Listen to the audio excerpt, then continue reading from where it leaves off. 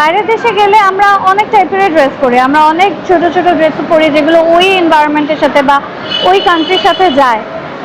But ওই ড্রেসগুলো যদি, শুধু আমি না, অনেক এরকম বাংলাদেশি মেয়েরা আছে, ইভেন মডেলিং সেক্টরেও নাই, বাট নর্মালি যেখানে ওরা পরে যে ওয়েস্টার্ন ড্রেসগুলো আছে, কেউ ওখানে একবার খারাপ নজরে তাকায় না, কেউ ব্যাড কমেন্টস করে না, কিছুই করে না। ওখানে কারো দিকে কারো তাকানোরই সময় নাই। কিন্তু এইখানে আমি খুব নর্মাল একটা গেট আপ নিয়ে আসছি, but look at the people, প্রত্যেকটা মানুষ এখান থেকে নামছে আর হা করে তাকায় রয়েছে।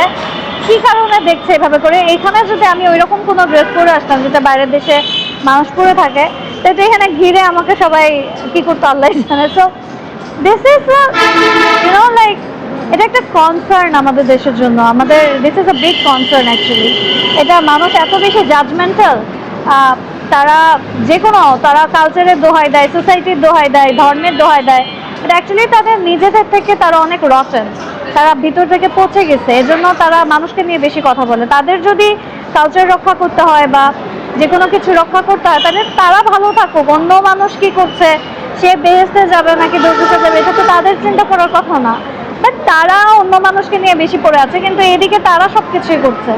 তারা ঠিকই তাকায় থাকবে মেয়েদের দিকে, তারা ঠিকই ফেসবুকে যায় মেয়েদেরকে ফলো করবে, তাদের হিস্ট্রিতে গেলে পরে আপনার মাথা ঘুরে যাবে, বা মানে ব্রাউজার হিস্ট্রিতে গেলে মাথা ঘুরে যাবে, কিন্তু আবার তারাই এসে এই গালাগালি করবে। So this are just hypocrite people. And এগুলো আসলে আমার, বললাম তো, মানে এটা এত বেশি কমন হয়ে গেছে এখন, এগুলো কেউ গায়েও মাখায় না, কারণ লাগেও না গায়ে। তো it's just like that. Change করা উচিত, আমি জানি না চেঞ্জ হবে কিনা।